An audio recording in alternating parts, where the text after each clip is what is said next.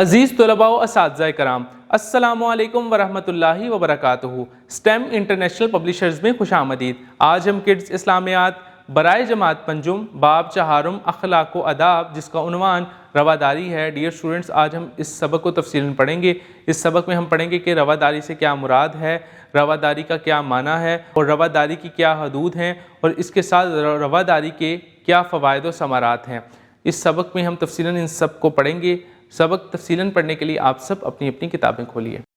باب چہارم اخلاق و آداب، سبق نمبر 1، رواداری، حاصلات تعلم۔ اس سبق کو پڑھنے کے بعد طلباء اس قابل ہو جائیں گے کہ وہ رواداری کے معنی و مفہوم سے آگاہ ہو سکیں، سماجی ہم آہنگی میں رواداری کی اہمیت سے واقف ہو سکیں، رواداری کے معاشرتی فوائد و ثمرات سے آگاہ ہو سکیں، اسلامی تعلیمات اور اسوہ رسول خاتم النبیین صلی اللہ علیہ وسلم کی روشنی میں گروہی، مذہبی، مسلکی، علاقائی اور لسانی عدم برداشت سے اجتناب کر سکیں۔ پڑھیے، ارشاد باری تعالیٰ ہے۔ ترجمہ: اور جنہیں وہ اللہ کے سوا پوجتے ہیں انہیں برا مت کہو، پس ایسا نہ ہو کہ وہ بھی علم کے بغیر زیادتی کرتے ہوئے اللہ کو برا بھلا کہیں۔ رواداری کے معنی ہے برداشت کرنا اور دوسروں کا لحاظ رکھنا۔ دین اسلام میں دوسروں کے مذہبی عقائد، جذبات اور رسم و رواج کا لحاظ رکھنا اور ان کو برداشت کرنا رواداری کہلاتا ہے۔ اسلام میں کسی دوسرے عقیدے والے سے اپنی بات زبردستی منوانا رواداری کے خلاف ہے۔ ہمارا دین اس بات کی اجازت نہیں دیتا کہ لوگوں کو اپنا مذہب چھوڑنے پر مجبور کیا جائے۔ ارشاد باری تعالیٰ ہے۔ لا اکراہ فی الدین۔ ترجمہ: دین میں کوئی زبردستی نہیں ہے۔ نبی کریم خاتم النبیین صلی اللہ علیہ وسلم نے اپنی حیات طیبہ میں رواداری کا بہترین نمونہ پیش کیا۔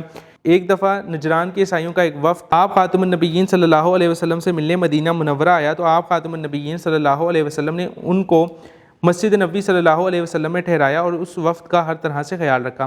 نبی کریم خاتم النبیین صلی اللہ علیہ وسلم نے انہیں اسلام کی دعوت دی تو انہوں نے اسلام قبول کرنے سے انکار کر دیا۔ مسجد نبوی صلی اللہ علیہ وسلم میں قیام کے دوران جب ان کی عبادت کا وقت ہوا تو آپ خاتم النبیین صلی اللہ علیہ وسلم نے انہیں مسجد نبوی صلی اللہ علیہ وسلم کے ایک گوشے میں اپنے طریقے سے عبادت کرنے کی اجازت دی۔ یہ دوسرے مذہب کے لوگوں کے ساتھ رواداری کی بہترین مثال ہے۔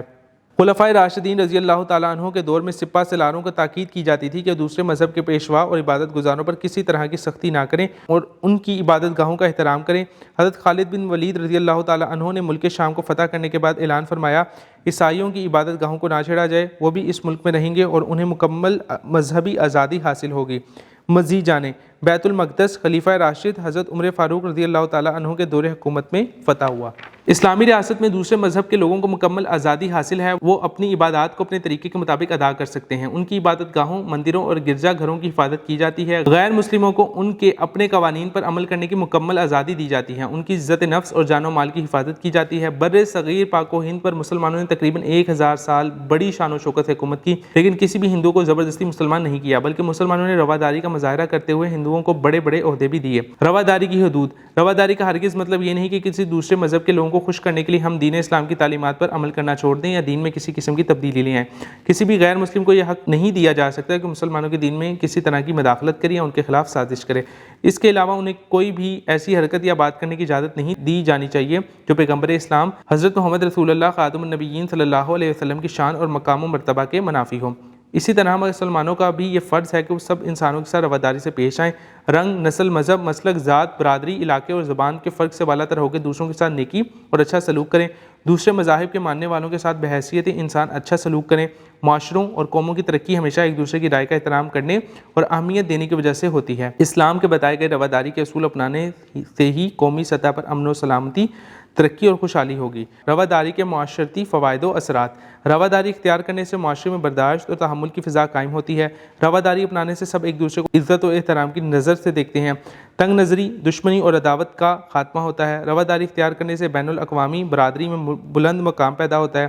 اس لیے ہمیں چاہیے کہ زندگی کے ہر پہلو میں رواداری کی صفت کو اپنی زندگی کا لازمی حصہ بنائیں۔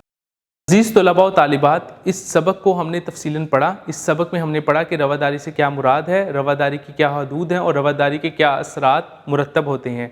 تو ملتے ہیں ایک نئی ویڈیو میں اس سبق کی مشق کو حل کرنے کے ساتھ۔ خیال رکھیے گا۔ اللہ حافظ۔